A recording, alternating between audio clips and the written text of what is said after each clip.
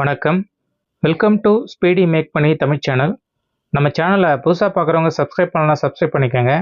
அப்படியே பக்கத்தில் இருக்கிற பெல் ஐக்கானை கிளிக் பண்ணி ஆல் நோட்டிஃபிகேஷனை ஆக்டிவேட் பண்ணிக்கோங்க. இன்றைக்கி நாம் பார்க்க இருக்கிற பிஸ்னஸ் நெயில் மேக்கிங் பிஸ்னஸ், அதாவது ஆணி தயாரிக்கும் பிஸ்னஸ். இந்த ஆணிகளுடைய யூசேஜ் பார்த்தோம்னா கன்ஸ்ட்ரக்ஷன் ஃபீல்டில் அதிகமாக யூஸ் ஆகும். கன்ஸ்ட்ரக்ஷன் ஃபீல்டுக்கு டிமாண்ட் எப்போவுமே அதிகமாக இருக்குது. அதே போல் இண்டஸ்ட்ரியல்களில் உடன் பேக்கிங் பாக்ஸுகளுக்கு ப்ராடக்ட் பேக் பண்ண இந்த ஆணிகள் அதிகமாக யூஸ் பண்ணுறாங்க.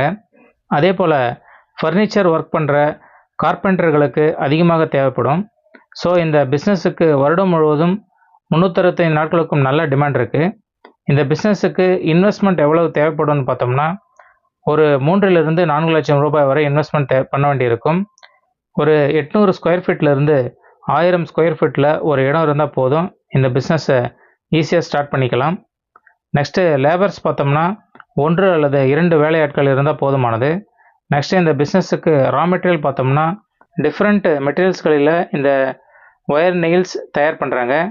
Steel, aluminium, copper, brass, France, stainless steel போன்ற மெட்டீரியல்களில் ஆர்டருக்கு தகுந்த மாதிரி இந்த ஒயர் நெயில்ஸை தயார் பண்ணி சேல் பண்ணிக்கலாம்.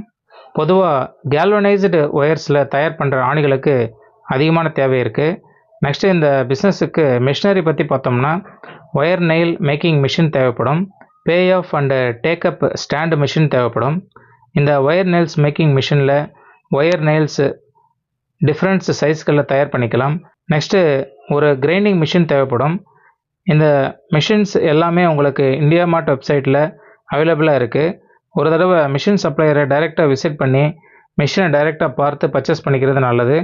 இந்த ஒயர் நெயில்ஸ் எப்படி தயாரிக்கிறது என்பதை பற்றின ஃபுல் டீட்டெயில்ஸும் சப்ளையர் நமக்கு ட்ரைனிங் கொடுத்துருவாங்க. அதே போல் ரா மெட்டீரியல்ஸ் எங்கே ரேட் கம்மியாக கிடைக்கும் என்ற ஃபுல் டீட்டெயில்ஸும் கொடுத்துருவாங்க. நெக்ஸ்ட்டு இந்த பிஸ்னஸில் ப்ராஃபிட் எவ்வளோ கிடைக்கும்னு பார்த்தோம்னா பொதுவாக பிஸ்னஸில் நம்ம மார்க்கெட்டிங் பண்ணி சேல் பண்ணுறதை பொறுத்து ஒரு 30-40% ப்ராஃபிட் கிடைக்கும்.